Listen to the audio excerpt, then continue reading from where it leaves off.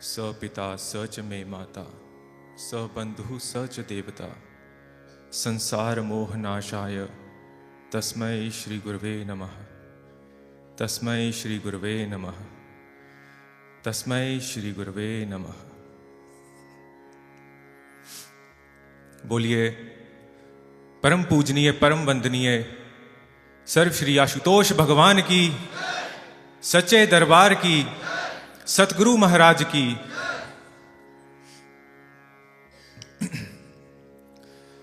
भागवत प्रेमियों, हम बहुत ही भाग्यशाली हैं जो हमारे परम गुरुदेव सर्व श्री आशुतोष महाराज जी की कृपा से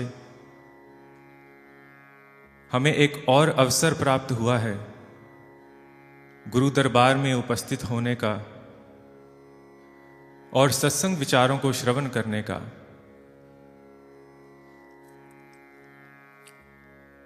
हमने पिछले सप्ताह और आज भी संकल्प के विषय में हमने सुना और मैं आप सबके संकल्प को प्रणाम करता हूं कि जो आप सब सांसारिक कार्यों को प्राथमिकता ना देते हुए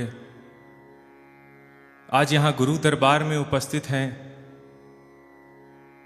और सत्संग रूपी गंगा में स्वयं को भिगोने के लिए आप यहां पर उपस्थित हैं आज। और महाराज जी के वह भक्त भी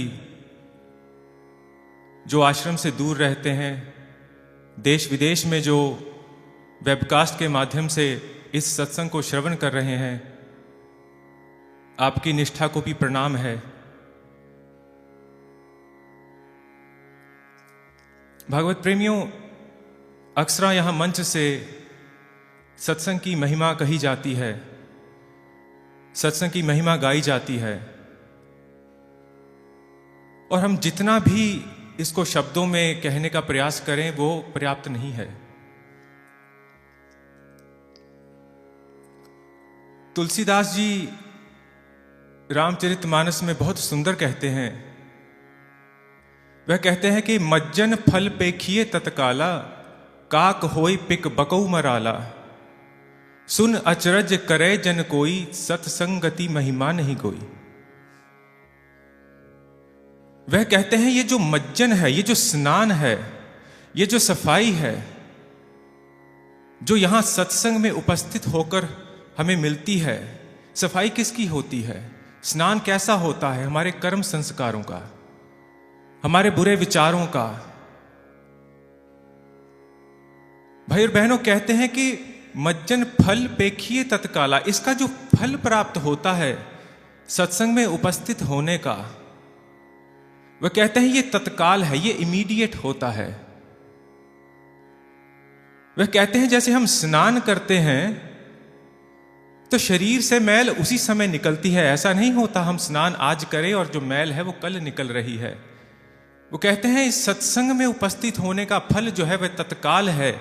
काक होई पिक बकऊ मराला, कहते हैं काक जो है वो कोयल बन जाता है और जो बगुला है वह हंस बन जाता है। गुणहीन गुणवान बन जाते हैं जब वह सत्संग में आकर उपस्थित होते हैं। भाई और बहनों, सुन अचरज करे जन कोई, सत्संगति महिमा नहीं कोई। वह कहते हैं कि इसमें किसी को कोई आश्चर्य नहीं होना चाहिए कि सत्संग की ऐसी महानता है, ऐसी महिमा है। भाई और बहनों,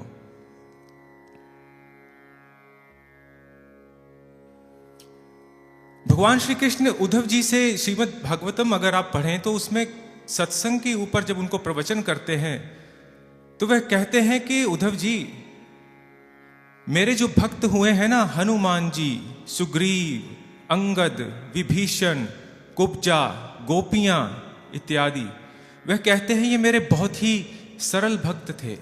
ये बहुत ही विद्वान और शास्त्र वेदों का ज्ञान रखने वाले नहीं थे, पर इनका एक गुण जो बहुत विशेष था वह यह था कि वह कभी भी सत्संग को नहीं छोड़ते थे। कहते हैं और यही गुण उनका ऐसा था कि सत्संग में वो हमेशा उपस्थित होते थे और प्रभु का सत्संग, मेरा गुणगान वो सदा करते थे। इसी कारण से उनकी भक्ति इतनी श्रेष्ठ थी।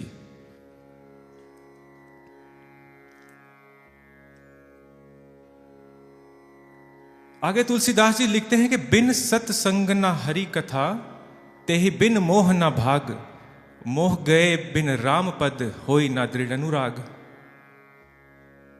कहते हैं जब तक हम सत्संग में नहीं बैठते आकर, तब तक हरि का भजन, हरि की भक्ति संभव ही नहीं है।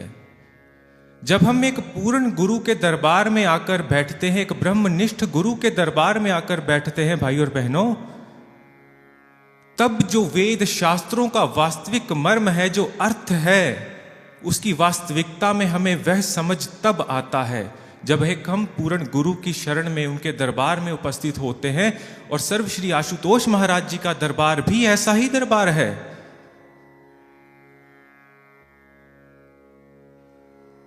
कहते हैं जब तक हम सत्संग में नहीं बैठते, हरि का भजन नहीं हो सकता।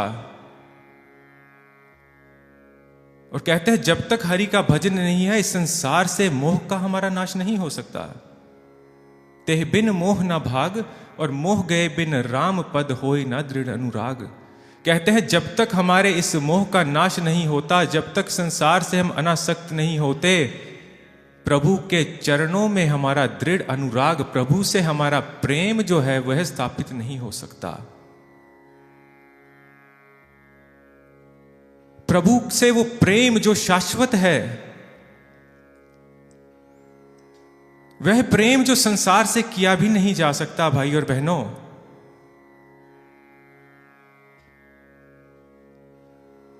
आज हम सत्संग विचारों को थोड़ा सा आगे बढ़ाते हुए इस पर विचार करेंगे कि प्रभु से प्रेम जो है हमारा, वह कैसा होना चाहिए, हमारा प्रेम कैसा है।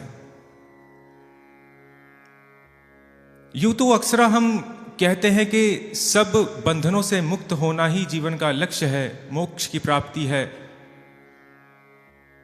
पर आज हम यहां इस मंच से आपको कहते हैं भाई और बहनों, एक बंधन ऐसा है जिससे कभी भी एक शिष्य को मुक्त नहीं होना है। वह बंधन क्या है?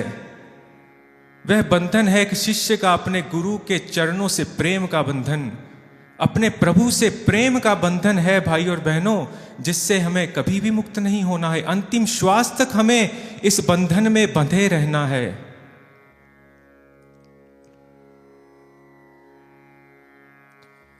आज हम कुछ उदाहरण भी लेंगे और उन भक्तों के, जो इतिहास में भक्त हुए हैं, उनके जीवन पर एक झांकी मारकर देखेंगे, क्योंकि यह बहुत आवश्यक होता है कि समय समय पर हम स्वाध्याय करें, समय समय पर हम ये अपना सेल्फ असेसमेंट जिसको कहते हैं ना, ये करनी बहुत आवश्यक होती है। क्योंकि जैसे जैसे समय बीतता है हमें लगता है हम जो कर रहे हैं, जैसा कर रहे हैं, शायद उतना ही पर्याप्त है। जो भक्तों की गाथाएं हम वेदों में, पुराणों में, ग्रंथों में, शास्त्रों में पढ़ते हैं, उसका अर्थ ये नहीं होता है कि हम उन कथाओं को केवल पढ़ें मनोरंजन के लिए, या हम कहें हाँ वो भक्त हुए हैं, उनका जीवन बहुत ही कल्याणकारी था, महान था, और बस। नहीं, उन भक्तों की जीवनी जो हमारे सामने महापुरुषों ने रखी, उसका एक ही उद्देश्य था, एक ही उद्देश्य है कि हम उनको पढ़ें और स्वयं आंकलन करें, स्वाध्याय करें कि हम उस यात्रा में कहां तक पहुंचे हैं भाई और बहनों।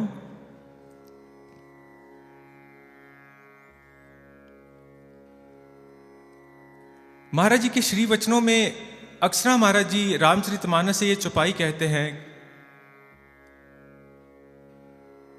कि जो प्रेम है प्रभु से वो कैसे स्थापित होता है। महाराज जी कहते हैं, जाने बिना नहीं होई प्रतीति, बिन प्रतीति होय नहीं प्रीति, प्रीति बिना नहीं भक्ति दृढ़ाई, जिमि खग पते जल के चिकनाई। महाराज जी एक स्टेप्ड अप्रोच देते हैं। महाराज जी कहते हैं, जब तक आप ईश्वर को जानते नहीं, जब तक आप उस ब्रह्म ज्ञान से दीक्षित नहीं होते, जब तक आप ईश्वर का अपने घट में दर्शन नहीं करते, तब तक आप ईश्वर पे विश्वास नहीं कर सकते। और जब तक ईश्वर पे विश्वास नहीं कर सकते, महाराज जी कहते, तब तक आप उससे ईश्वर से प्रेम कैसे कर सकते हो?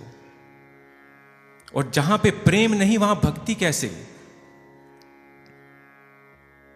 प्रीति बिना नहीं भक्ति दृढ़ाई। अब महाराज जी की सीम कृपा से हम सब ब्रह्म ज्ञानी शिष्य जो महाराज जी के हैं, महाराज जी ने हमें वो ब्रह्म ज्ञान प्रदान किया है जिसके हेतु हमने अपने भीतर उस ईश्वर का अपने घट में दर्शन किया है। ईश्वर को हमने प्रत्यक्ष देखा है, हम उस ईश्वर पर विश्वास करते हैं। अब प्रश्न ये आता है, जो बाकी के दो स्टेप हैं, ईश्वर से प्रेम और वो प्रेम से वो भक्ति का हमारे भीतर कितना पदार्पण हुआ है, हमारी यात्रा कहां तक पहुंची है, इस पर हमें आज विचार करना है।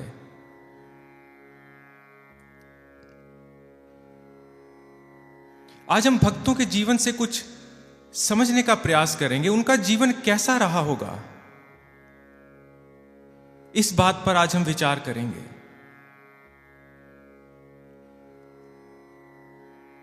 अगर हम भरत जी के जीवन को देखें, अक्सर हमने कितनी बार भरत जी की उदाहरण हमने स्टेज से सुनी है, और जितनी बार भी मैं उसको पढ़ता हूं, जितनी बार भी, तो एक कुछ ना कुछ नया सीखने को अवश्य मिलता है। और समय की लिमिटेशन है, अभाव है, हम भक्तों के चरित्र को बहुत विस्तार से स्टेज से नहीं कह सकते। तो जब भी आपके पास भी समय हो तो मैं आपसे ये विनती करता हूं, आप अवश्य थोड़ा समय निकालकर इन भक्तों के बारे में पढ़ें, क्योंकि ये हमें एक ऐसा टेम्पलेट प्रदान करता है सो हम अपने आप को गेज कर सकते हैं हम कहां पर हैं इस यात्रा में। कहते हैं भरत जी जब ननिहाल से लौटते हैं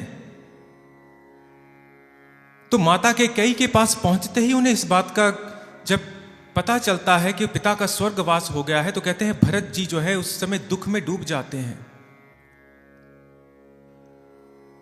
परंतु जब अगला समाचार उन्हें यह मिलता है कि प्रभु श्री राम को वनवास दे दिया गया है,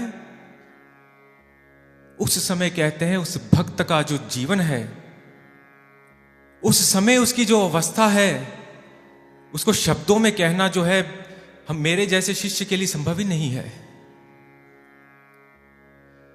कहते हैं उस समय भरत को ये सारे संसारिक दुख भूल जाते हैं, वो ये भी भूल जाता है पिता का स्वर्गवास हो गया है, क्योंकि प्रभु के वियोग का दुख इतना महान है उसके जीवन में, इतना बड़ा है कि वह उससे बाहर ही नहीं आ सकता, वह मूर्छित हो जाता है। ये सुनकर ही मेरे प्रभु वनवास को चले गए।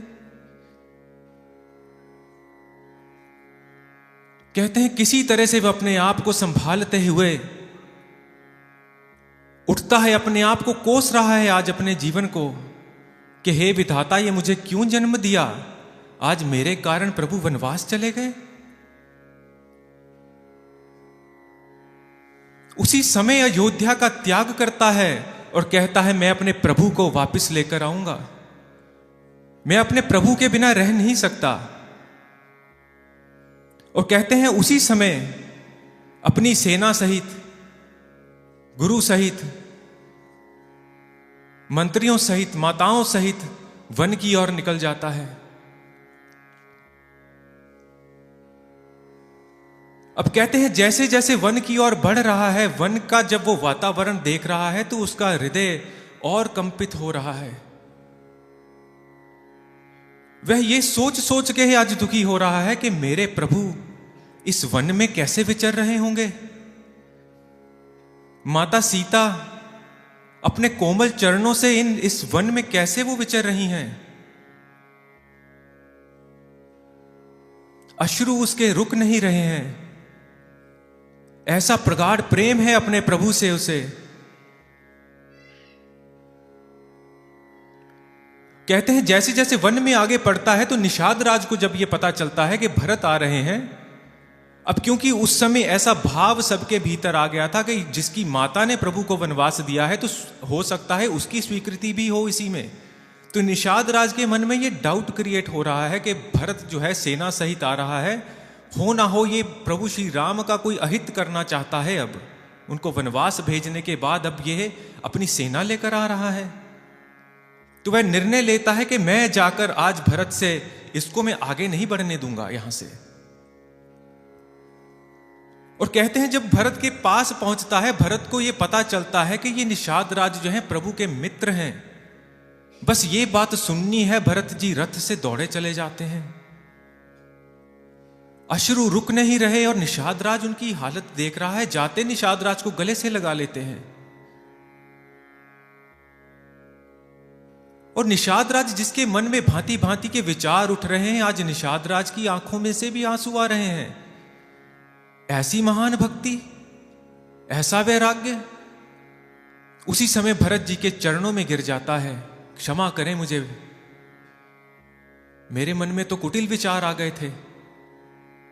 भरत जी उसको उठकर गले से लगाते हैं उठाकर और कहते हैं मुझे शीघ्र ही अपने प्रभु की ओर ले चल। दोनों चित्रकूट की ओर बढ़ते हैं और भरत प्रश्न करते हैं कि निषाद राज जी, भाई मुझे ये बताओ मेरे प्रभु यहां विचरते कैसे हैं? इस भयानक वन में प्रभु खाते क्या हैं? सोए कहां मेरे प्रभु? उसको चिंता हो रही आज अपने प्रभु की। कोई और दुख, उसको सांसारिक दुख आज उसके सामने इतना बड़ा उसको प्रतीत नहीं हो रहा। कहते हैं निषाद राज उसे एक पेड़ के सामने ले जाते हैं। कहते हैं भरत जी, ये देखें जो सूखी घास आपको दिख रही है, प्रभु ने यहां पर विश्राम किया माता जानकी सहित। ये जो मिट्टी के बर्तन देख रहे हैं, इनमें प्रभु ने भोजन ग्रहण किया। और ये दृश्य देखकर आप सोचिए, भरत मूर्छित हो जाता है। कैसे भाव रहे होंगे उसके। वह ये दृश्य देख के ही मूर्छित हो जाता है कि आज इस सूखी घास पर, जिस घास पर माता सीता के सोने के आभूषणों के कण घिरे हुए हैं, आज उसको देखकर भरत के हृदय का विषाद कम नहीं हो रहा।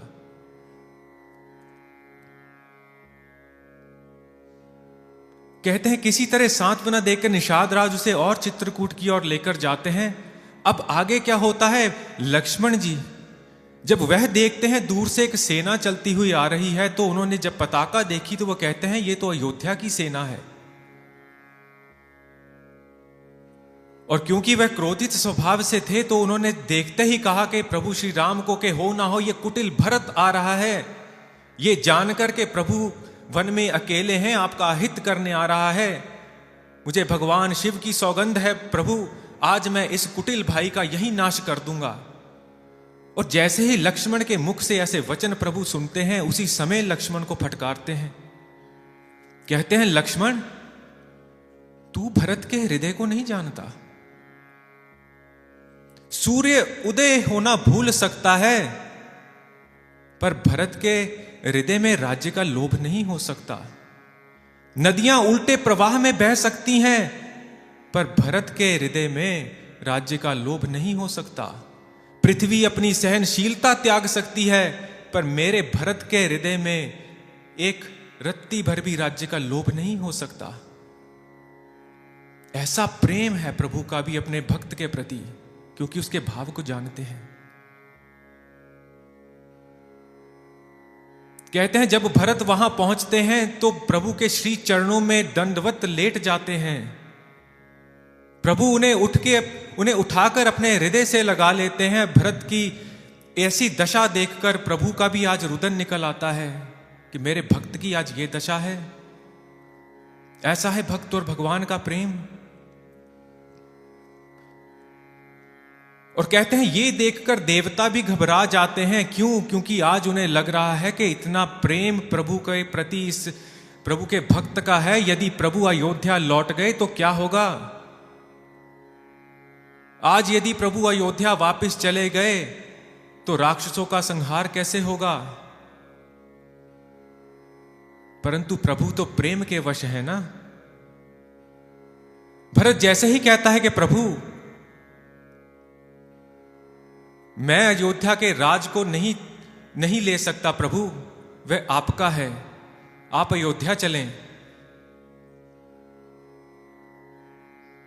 तो प्रभु कहते हैं कि भरत, मैं पिता की आज्ञा का पालन करने यहां आया हूं, मेरी यह प्रतिज्ञा है। पर आज तुझ जैसे प्रेमी भक्त को देखकर मैं वही करूंगा जैसा तू कहेगा। और ये वचन जब भरत जी सुनते हैं तो भरत आश्चर्य में पड़ जाते हैं। आज भरत ये सोच रहे हैं कि कैसे महान प्रभु हैं, कैसी महानता है कि मुझ जैसे तुच्छ भक्त की लाज रखने के लिए मेरे प्रेमवश आज अपनी प्रतिज्ञा को भी प्रभु तोड़ने के लिए सज्ज हो गए हैं। अब कहते हैं ना, जो प्रेमी भक्त होता है उसके हृदय में स्वार्थ नहीं होता, तो उसी समय उसके हृदय में विचार आता है कि प्रभु को अयोध्या वापस चलने में तो हम सबका स्वार्थ है। हम सब अपने प्रेमवश प्रभु को वापस ले जाना चाहते हैं, पर जो इस धरा का कल्याण इसी में है यदि मैं प्रभु की आज्ञा का पालन करूं। वह अपने आप को किसी तरह से सांत्वना देकर हाथ जोड़ के कहता है, प्रभु आपकी जो आज्ञा है आज मैं उसी को शिरोधार्य करूंगा। तो कहते हैं प्रभु जब उसे आज्ञा देते हैं कि भरत तू जाकर अयोध्या नगरी को तू संभाल, उसकी देख रेख कर जब तक मैं वापस ना लौटूं, यही तेरी सेवा है, अपनी सेवा में डट जा। कहते हैं भरत जी प्रभु को प्रणाम करते हैं, उनकी चरण पादुकाओं को दोनों अपने हाथों से लेकर अपने शिरोधार्य करते हैं और प्रभु की आज्ञा पाकर वह वापस अयोध्या नगरी की ओर लौट आते हैं और नंदी ग्राम में कुटीर बनाकर रहते हैं, क्योंकि त्याग कर देते हैं राजसी वस्त्रों का, त्याग कर देते हैं अयोध्या नगरी का, जहां पर मेरे प्रभु निवास नहीं करते, मैं वहां नहीं जा सकता जब तक मेरे प्रभु नहीं लौटते। कहते हैं वो 14 वर्ष ऐसी ध्यान साधना करते हैं भरत जी, ऐसी ध्यान साधना करते हैं, उस अयोध्या नगरी में आसक्त नहीं होते। कहते हैं वह नगरी जिसको पाने का स्वप्न इंद्र भी देखते हैं, ऐसी समृद्धि है उस अयोध्या नगरी की। और भाई और बहनों, क्योंकि जो भक्त होता है ना वो सदा अपने प्रभु को ही चुनता है। अयोध्या नगरी जो माया का प्रतीक है, भरत जानते हैं जहां मेरे प्रभु निवास नहीं करते, जहां मायापति नहीं है, उस माया को मैं स्वीकार नहीं करूंगा। परंतु प्रभु की दी हुई सेवा भी है, वनवास में रहकर ध्यान साधना में अपने आप को तपाते हैं और वहां रहकर अयोध्या का संरक्षण भी करते हैं। ऐसा प्रेम है उनका प्रभु से।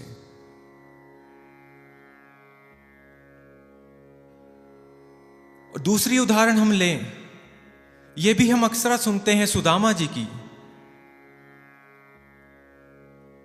कहते हैं सुदामा जी जो थे ब्रह्म ज्ञानी थे और वह सदा भगवान की आराधना में, भगवान के ध्यान में लीन रहते थे।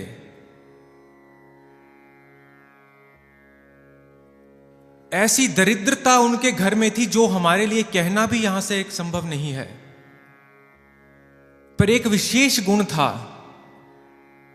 शिकायत नहीं करते थे, संतोषी थे, संतोष उनका गुण था। कभी प्रभु से कंप्लेन नहीं करते थे। खाने को भी यदि मिल जाए तो भी प्रभु भला, ना मिले प्रभु तो भी तेरी इच्छा। जरा हम अपने आप को उस परिस्थिति में डालकर सोचें, कहीं हमारे जीवन में छोटी छोटी बातों को लेकर महाराज जी से शिकायतें तो नहीं होती। वह भक्त फटे पुराने कपड़ों में है और उसकी पत्नी की भी वही दशा है, पर संतोषी है, प्रभु से कोई शिकायत नहीं है। कहते हैं जब ऐसी अवस्था हो जाती है कि पत्नी जो है अब वो कहती है कि हे नाथ, अब तो मृत्यु की ओर हम बढ़ रहे हैं, क्योंकि घर में खाने के लिए भी कुछ नहीं है। कांपते हुए वाणी में वो कहती है कि हे नाथ, क्यों ना आप भगवान श्री कृष्ण की शरण में जाएं। वह तो भक्त वत्सल हैं, वह अवश्य ही हमारी सहायता करेंगे। अब क्योंकि सुदामा तो प्रेमी भक्त है, वह तो प्रेमी भक्त है, उसे प्रभु से मांगना आता ही नहीं है। आज तक उसने संसारिक वस्तु की मांग रखी ही नहीं है, परंतु मन ही मन सोचता है धन की तो कोई बात नहीं, अगर प्रभु के द्वार जाऊंगा कम से कम उनके दर्शन तो हो जाएंगे। इस भाव को अपने मन में रखता है, क्यों ना प्रभु के दर्शन के लिए ही प्रभु के पास जाऊं, तो अपनी पत्नी से कहता है कुछ भेंट प्रभु को ले जाएं तो बहुत अच्छा होगा। तो पत्नी भिक्षा के रूप में 4 मुट्ठी चिवड़े के एक पुरानी पोटली में बांधकर दे देती हैं। अब वह पोटली लिए वह पग पग बढ़ते जा रहे हैं द्वारिका की ओर। पांव से रक्त बह रहा है, फिर भी मन में शिकायत नहीं है। केवल ये भाव है उसके मन में, क्या मुझे प्रभु के दर्शन हो पाएंगे। ये नहीं सोच रहा कि मेरा कुटुंब जो है वो मर रहा है, हमारे पास कुछ खाने को नहीं है, धन नहीं है, ऐसा कोई विचार उसके मन में नहीं है। केवल ये भाव से जा रहा है कि प्रभु के दर्शन प्राप्त हो पाएंगे। और हम जानते हैं जब द्वारिका पहुंचता है, प्रभु अपने मित्र को मात्र देखते ही हैं, दौड़कर उसको अपने गले से लगा लेते हैं, दौड़ के उसको गले से लगाते हैं, उसकी अश्रुओं से उसके आज पैर धोते हैं, उसकी सेवा करते हैं। क्यों? आज प्रभु अपने भक्त के सेवक बन जाते हैं, क्योंकि यही तो उसकी प्रभुताई है। हमें लगता है कि हम प्रभु की सेवा कर रहे हैं, सोच के देखिए गुरु हमारे लिए क्या कर रहे हैं। विचार करके देखें जरा इस बात पर।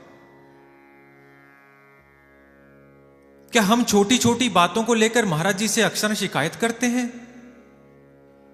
तो डालिए अपने आप को सुदामा की जगह। कहते हैं आज प्रभु उसे अपने समक्ष बिठाते हैं और उसे कह रहे हैं, सुदामा तू मेरे लिए कुछ लाया है। आज वो भक्त की परीक्षा नहीं ले रहे हैं, पर वो जो पोटली बंधी है ना, उसमें प्रभु को वह अपार प्रेम बंधा हुआ दिख रहा है। आज भक्त का आज उसके भाव बंधे हुए दिख रहे हैं उनको। आज उनसे प्रतीक्षा नहीं हो रही कि मैं उस चिवड़े का भोग लगाऊं। आज प्रभु प्रतीक्षा नहीं कर पा रहे, क्योंकि ऐसा प्रेम बंधा है उसमें, स्वार्थ नहीं बंधा हुआ, लेन देन का कोई यहां पर मोल नहीं है, केवल भाव लेके आया है प्रभु के पास। और कहते हैं सुदामा संकोच करता है, वो प्रभु को कोई उत्तर नहीं देता, तो प्रभु फटाफट वो पोटली छीन लेते हैं। आज वो कहते हैं, सुदामा इतनी अमोल वस्तु मेरे लिए तू लेकर आया है और छुपाए फिर रहा है तू। कहते हैं एक मुट्ठी भरते हैं चिवड़े की प्रभु,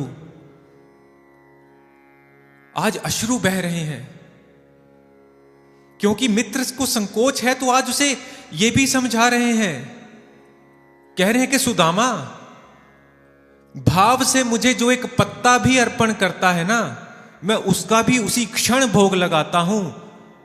और बिना भाव के, बिना भक्ति के मुझे कोई संसार की संपदा भी मेरे आगे रख देगा, मैं उसको स्वीकार नहीं करता हूं।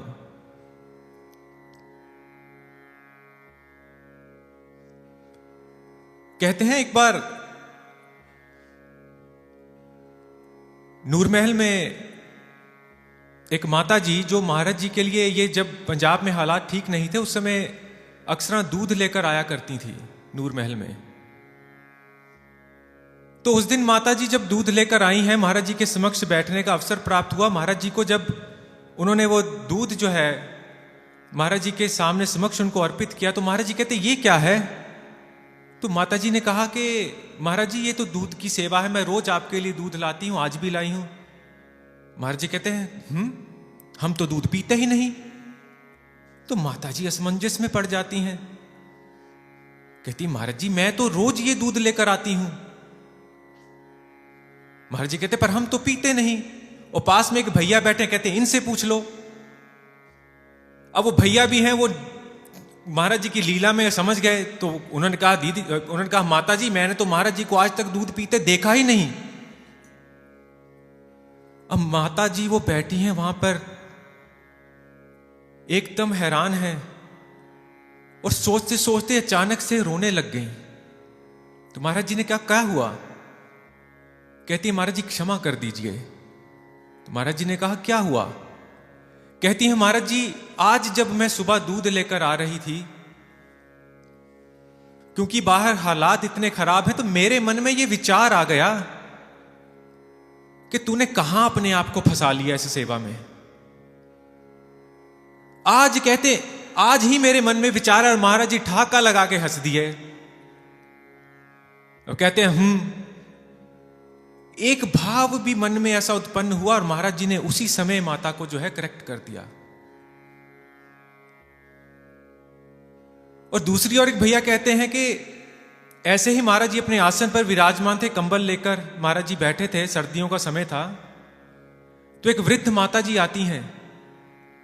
वे महाराज जी के पास आती हैं और जैसे तैसे भी सेवा एकत्रित करके उन्होंने महाराज जी के लिए एक रजाई लेती हैं अपने भावों के संग। वे आती हैं और महाराज जी को आके कहती हैं, बाबा ये कंबल उतार और रजाई ले ले। कहते महाराज जी ने उसी समय अपना कंबल उड़ाया और बड़ी प्रसन्नता से उस रजाई को लेकर ओढ़ के महाराज जी बड़े खुशी से वहां बैठते हैं आसन पर। तो ये भाव, यही भाव आज जो है वे भगवान कृष्ण उसी भावों को हाथ में लिए हुए जैसे एक मुट्ठी चिवड़े की खाते हैं, अश्रु आंसुओं से बह रहे हैं, क्योंकि ऐसा प्रेम है उसमें। वो कहते हैं दूसरी मुट्ठी जब खाने लगते हैं तो उसी समय देवी रुक्मिणी आती हैं, कहती प्रभु बस। कहती हैं एक मुट्ठी जो चिवड़े में आपने जो उसको संपदा इस संसार की और परलोक की दे दी है, उसका कोई अंत नहीं है प्रभु। दूसरी मुट्ठी खा लोगे तो संसार में एक ही धनी व्यक्ति बच जाएगा, इस संसार का संतुलन बिगड़ जाएगा प्रभु, क्योंकि आप तो इसको ऐसा सब कुछ ही इस पर निछावर कर दोगे प्रभु, सृष्टि कैसे चलेगी। क्योंकि प्रभु तो जिस पर लुटाने पर आते हैं उसको अपना सब कुछ दे देते हैं, क्योंकि ऐसा प्रेम का बंधन होता है प्रभु का अपने भक्त से।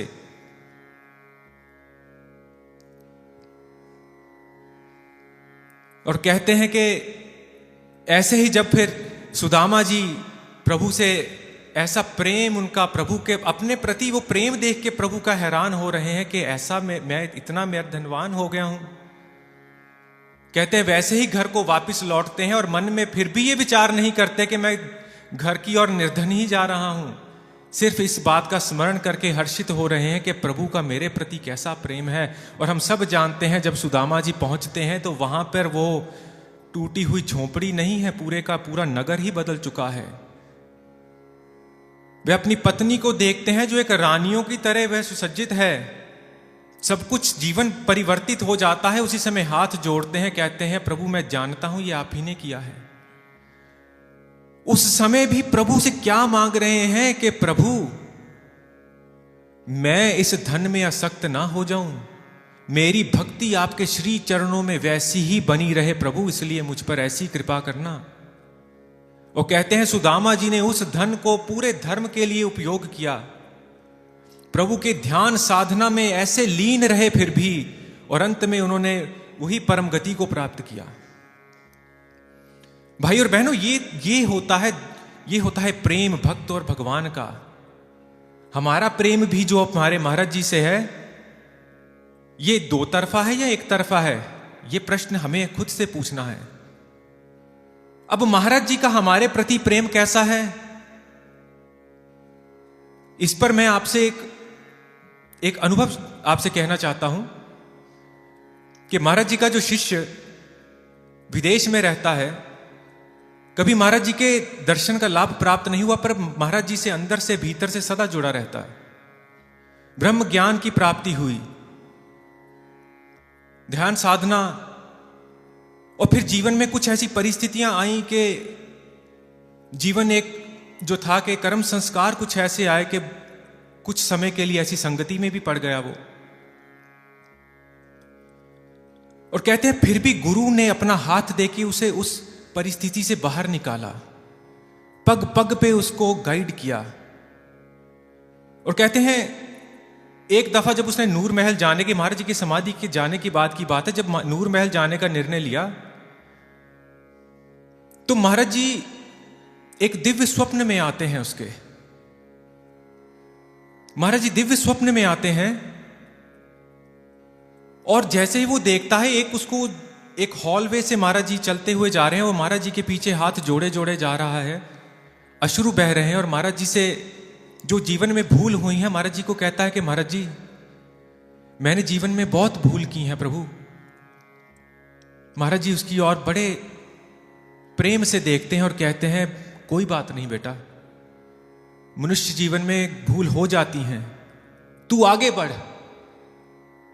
वर्षों वर्ष जो उसने संसार में विचर कर बर्बाद किए, एक ऐसा भाव उसके हृदय में, और महाराज जी कहते हैं कोई बात नहीं बेटा, तू आगे बढ़, इस पथ पे आगे बढ़। कहते हैं महाराज जी के पीछे पीछे वो चलता जा रहा है, अश्रु बहे जा रहे हैं, और महाराज जी संगत के समक्ष बैठ जाते हैं और वहां उनसे सत्संग प्रवचन करते हैं। अब उसके मन में इच्छा हो रही कि मैं महाराज जी के पास बैठूं, क्योंकि अभी मैं महाराज जी से बातें नहीं कर पाया। अब महाराज जी उसके उस भाव को भी समझते हैं। महाराज जी वहां से उठे, महाराज जी ने उसका हाथ पकड़ा और थोड़ी दूर जाकर उसे अपनी गोद में बिठा लेते हैं। अब वह शिष्य के आंसू बह रहे हैं। ये कैसा प्रेम प्रभु, मैं इस लायक कहां हूं। महाराज जी अपनी गोद में बिठाते हैं, उसका हाथ सहलाते हैं, और महाराज जी उसे उस समय एक वचन कहते हैं। महाराज जी कहते, तू जानता है मैं अपने सभी बच्चों से ऐसा ही प्रेम करता हूं, ऐसा ही प्रेम करना चाहता हूं, पर कहते हैं मैं क्या करूं, जब मेरे बच्चे अपना हाथ पीछे हटा लेते हैं ना, तो मुझे बड़ा दुख होता है। भाई और बहनों, हम उस श्रेणी में ना आए कि हम गुरु से अपना हाथ खींच लें, हम भी अपना हाथ पीछे हटाएं, ऐसे हम ना बने भाई और बहनों। मेरे प्रिय आत्मीय परिजनों, ये महाराज जी के शब्द हम सब ने अक्सर सुने हैं, इसकी गहराई को समझने का प्रयास करें। ऐसा प्रेम है मेरे प्रिय आत्मीय परिजनों, इससे बड़ी संज्ञा क्या हमें प्राप्त हो सकती है। यह है गुरु का प्रेम हमारे प्रति। इसलिए भागवत प्रेमियों, गुरु से प्रेम हमारा सदा बना रहे, ऐसी हम प्रार्थना करें। गुरु से प्रेम, उसके मिशन से हमारा प्रेम बना रहे। मिशन से प्रेम क्या है? मिशन में होने वाली गतिविधियां, जो सेवाएं हैं, जो प्रोग्राम हैं, कुछ भी है, उसमें बढ़ चढ़कर आगे बढ़कर योगदान दें, महाराज जी की आज्ञाओं में चलें। यही मिशन के प्रति प्रेम है, यही गुरु के प्रति आज हमारा भी प्रेम है। समय का अभाव है भाई और बहनों, मैं यही सबसे प्रार्थना करता हूं कि जब भी इस दरबार में आए, महाराज जी के ये मात्र पादुकाएं नहीं हैं। कभी स्वामी जी से इनके बारे में भी आप पूछेंगे तो स्वामी जी आपको बताएंगे, ये महाराज जी ने इनमें जो महाराज जी के श्री चरण बसते हैं, उनको उसी तरह से जब भी इस दरबार में आए वैसा ही देखें, और सदा आप महाराज जी से प्रार्थना करें, प्रभु हमारा इन श्री चरणों से प्रेम सदा बना रहे। और अंत में भाई और बहनों, कुछ पंक्तियां कहना चाहता हूं कि मन रे परस हरि के चरण, के हे मन, हरि के चरणों को थाम ले, अपने गुरु को थाम ले, अपने गुरु के श्री चरणों से प्रेम का बंधन बांध ले। मन रे परस हरि के चरण, यही चरण प्रहलाद पर से मिटे जामन मरण। यही चरण ध्रुव अटल कीने, राख अपनी शरण। यही चरण ब्रह्मादि पर से तहां सुरसरी झरण। यही चरण गजराज उबार्यो, नारी गौतम घरण। यही चरण बन गौ चराई, गोपी लीला करण। यही चरण काली के फन पर, कुब्जा के अघहरण। यही चरण बलि पाताल पठे, विप्र रूप हरिधरण। यही चरण मीरा के हृदय, अधम तारण तरण। यही चरण हमारे हृदय, अधम तारण तरण। बोलिए परम पूजनीय परम वंदनीय सर्व श्री आशुतोष महाराज की सच्चे दरबार की जय श्री राम, जय श्री राम, जय जय श्री राम।